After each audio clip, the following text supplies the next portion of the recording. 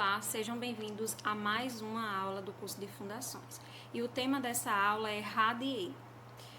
Na situação em que o projeto de fundações exigia um grande volume de elementos estruturais do tipo sapata, de tal forma que a área total ocupada por essas sapatas na edificação ocupe mais do que 50% a 70% da área total da edificação, deixaria de ser vantajoso o uso de sapatas e passaria a ser mais econômico o uso do RADIE, unindo todos esses elementos do tipo sapata em um só elemento, que é o RADIE. Nós observamos aqui na imagem que o RADIE se trata de um elemento só, é uma estrutura de concreto armado monolítica e rígida, que apoia toda a superestrutura, recebe todas as cargas da superestrutura para distribuir no solo. Então, na construção desse elemento estrutural, é bastante simples, certo? E econômico e rápido. Exige pouca mão de obra. Então, por esses motivos, o RADIE se torna mais vantajoso economicamente nessas situações, porque o grande volume de sapatas exigiria mais mão de obra, mais tempo, mais forma, né? A execução é isolada, cada elemento é executado separadamente, então exige muita mão de obra, muito material, certo? E se torna mais difícil. Então, quando isso acontecer, que o volume de sapatos for muito grande, então optaremos pelo RADIE, né? Observamos o RADIE, um elemento só, a forma ao redor da edificação, né? Gabarita, depois coloca toda a forma, nivela tudo, prepara o fundo uma vez só, executa a colocação da malha de aço todinha, depois concreta de uma vez só, então é muito mais rápido. Não precisa de baldrame, de cinta, de alicerce. O próprio RADIE já recebe as cargas diretamente e transfere para o solo. Então, o que é o RADIE? Se trata de uma fundação rasa que funciona como uma laje contínua de concreto armado em toda a área da construção, transmitindo todas as cargas da estrutura. Vocês observam aí na imagem que todos os pilares estão descarregando na laje RADIE e distribuindo as cargas em toda a superfície de contato com o solo. Essa estrutura pode ser tanto de alvenaria estrutural como de concreto armado. Pode também ser steel frame e wood frame, muito usado nos Estados Unidos. A fundação do tipo RADIE é pouco utilizada no Brasil para edificações de maior porte, de médio e grande porte. Nos Estados Unidos, ela é a primeira opção para as obras. É muito utilizada, especialmente porque esse tipo de fundação combina muito com o steel frame e o wood frame, que é largamente utilizado nos Estados Unidos. E o Canadá, observando o sucesso da utilização do RADIE nos Estados Unidos, começou também a largamente utilizar a fundação. Agora, no Brasil, existe um certo preconceito quanto à capacidade de carga e o desempenho dessa estrutura nas construções. Mas até então, ela está sendo bem recebida, ela começou a ser bem utilizada. Já tem um prédio de 12 pavimentos, né, com fundação em RADIE. Então, é uma fundação muito vantajosa, né? Deveria ser mais utilizada no Brasil, sim. Em que outras situações o RADIE seria adequado? Por ser uma estrutura monolítica, o RADIE reduz o aparecimento de patologias devido ao recalque diferencial, porque é uma estrutura mais rígida que liga todos os elementos estruturais, da superestrutura, recebe essas cargas, distribui uniformemente para o solo, então você não observa grandes efeitos de recalque diferencial.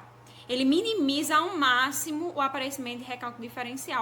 Então, quando for difícil estimar os recalques diferenciais, como por exemplo em terrenos que possuam camadas de espessuras variáveis de solos compressíveis ou bolsões de solo de baixa capacidade de carga.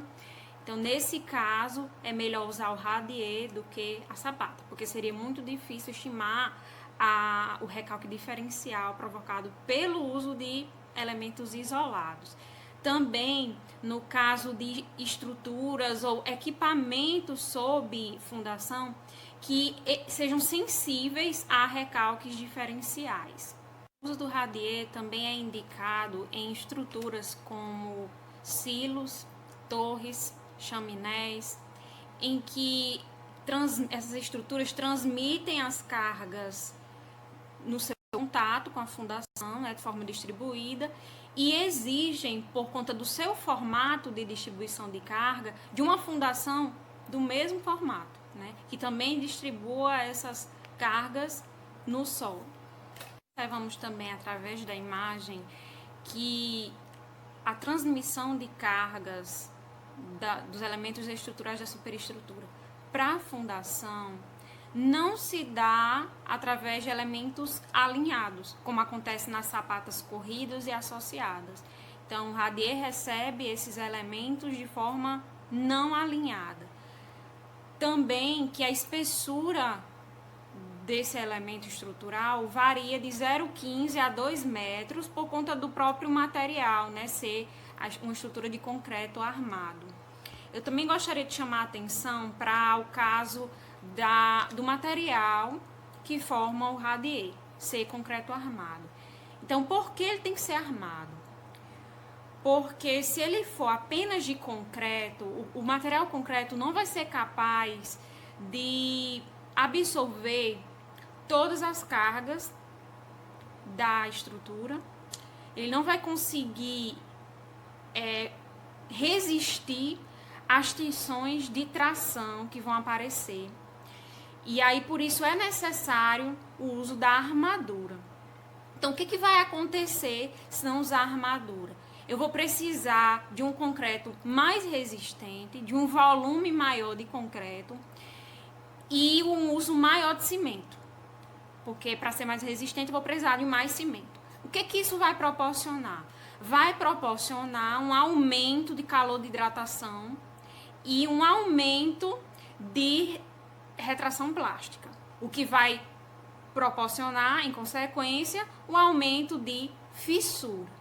Gerando esse aumento de fissuração no concreto, ele pode vir a estar suscetível à entrada de umidade e vir a prejudicar, né, até a questão da permeabilidade. Ele vai se tornar mais permeável, porque ele vai ficar mais poroso. O uso do radier também é indicado em estruturas como silos, torres, chaminés, em que essas estruturas transmitem as cargas no seu contato com a fundação, né, de forma distribuída, e exigem, por conta do seu formato de distribuição de carga, de uma fundação do mesmo formato, né, que também distribua essas cargas no solo. Alguns engenheiros fazem uso de algumas técnicas especiais para minimizar os efeitos da retração plástica e da fissuração do concreto. Mas essas técnicas são de alto custo e não valem muito a pena. Outra coisa que eu gostaria de destacar é que ao desejar aumentar a resistência do concreto, por exemplo, no dobro do seu valor, ele consegue reduzir em apenas 15% a espessura do concreto. Então, não vale a pena a utilização do concreto não armado. É por isso que a indicação mesmo é da estrutura de concreto armado para radier. Observamos na imagem a construção do radier, só para mostrar para vocês que realmente se trata de uma laje monolítica que ocupa toda a área da edificação. Existe casos dela ocupar ao menos 70% da área, existe o radier parcial, que ocupa uma parte da área da construção, mas é mais comum a utilização do radier, né, que nós estamos falando, que vale mais a pena, o radier como um todo. Outra coisa que eu gostaria de chamar a atenção aqui, ó, é com relação ao solo base do radier. A base da Fundação Radier não pode ser um solo muito heterogêneo em relação à rigidez, porque se isso acontecer, né, se numa lateral do radier o solo tiver uma rigidez bem diferente, né, da outra lateral do radier, ele vai vir a apresentar um recalque diferente nas duas pontas, sofrendo uma inclinação, né, dessa fundação, inclinação consequentemente da obra, vindo a poder trazer problemas na estrutura da edificação.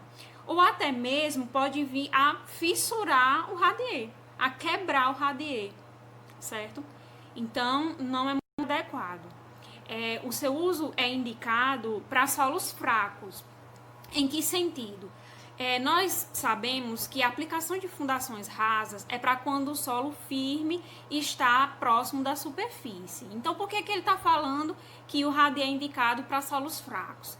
Bem, se você for de optar pela sapata ou bloco, né, no uso da fundação rasa, o radier ele seria mais indicado se o solo fosse mais fraco, né, comparado ao uso dessas outras fundações. Por quê? Por ele conseguir distribuir as cargas numa área maior. Então, isso faz com que a tensão diminua, né? Distribuindo as mesmas cargas em uma área bem maior, eu consigo reduzir a tensão aplicada no solo. Além de poderem ser executados em concreto armado e em concreto reforçado com fibras de aço, o radier também pode ser construído a partir do concreto protendido. Nas situações em que, por exemplo, exige uma maior carga ou em que o solo venha a apresentar maiores recalques, seja mais compressível, então você pode usar a protensão para aumentar a resistência do concreto, né, e para aliviar, né, mais a questão dos recalques, preparar a estrutura para aqueles recalques, né, de forma que ele vai amenizar os efeitos dos recalques. E aqui mostrando que o concreto tem que ser armado, né, porque eu tenho esforço tanto de tração como de compressão, que ele tem uma característica monolítica capaz de reduzir os recalques diferenciais e que ele possui alta rigidez por ser uma peça inteiriça. Além de esforços de compressão, possa ser que ele venha a ter que suportar também momentos provenientes dos pilares diferencialmente carregados.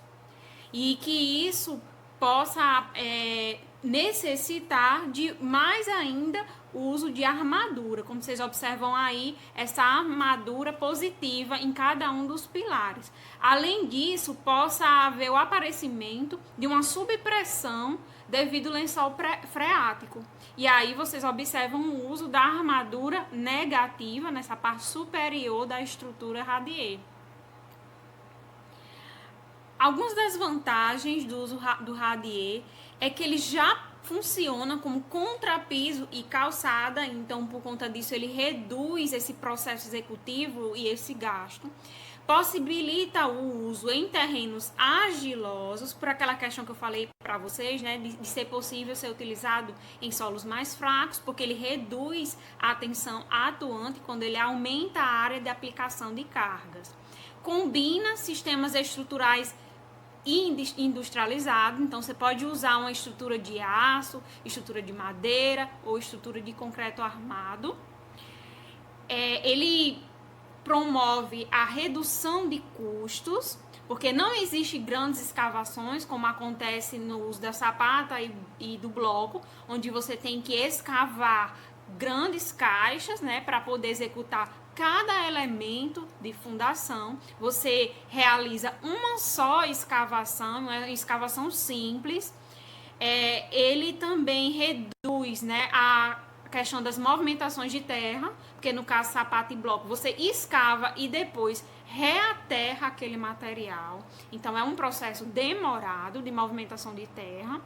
Ele também reduz o uso de montagem de formas, porque você apenas vai montar as formas ao redor da construção, enquanto que sapata e bloco, você vai precisar montar formas mais complexas, uma por uma, vai usar uma maior quantidade de formas, então você vai gastar mais com material, vai gastar mais com tempo e mão de obra, por causa da demora, né, dessa montagem, dessa movimentação de terra e dessas escavações. O tempo de execução assim vai ser reduzido, né? Por exemplo, em obras pequenas, a construção do radier pode ser concluída em 2 dias. 1 dia e meio para montar a estrutura e meio dia para concretar.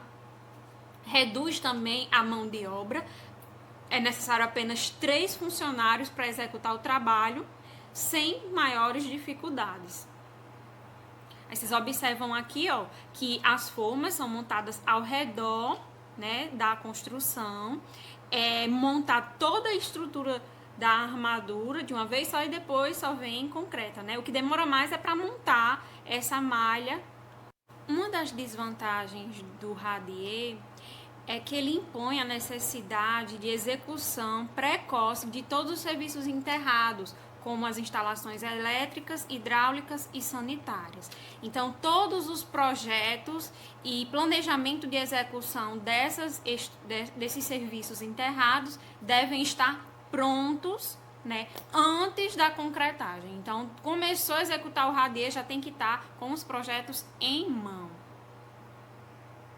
Outra desvantagem é a possibilidade de surgir fissuras na estrutura de concreto armado depois da concretagem, né, durante a secagem do material.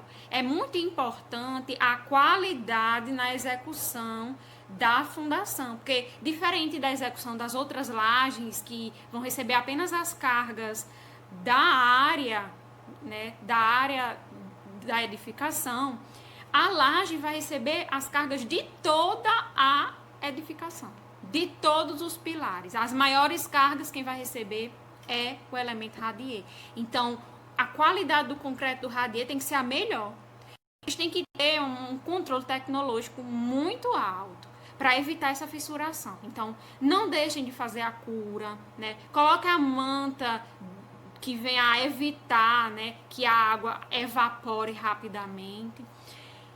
Também existe uma dificuldade na execução e custos mais elevados em caso de ser necessário aumentar a resistência devido às cargas atuantes na laje. Então, se vier a ser necessário aumentar a resistência da fundação, então isso aí pode trazer problemas para o elemento radier, porque vai ser necessário usar mais cimento, aumentar o volume de concreto e assim vai aumentar a fissuração da laje, porque a retração plástica vai aumentar bastante e a fissuração da laje também. Então, isso aí não é muito indicado. Então, nesse caso de aumentar as cargas da edificação, uma solução seria optar pelo concreto protendido.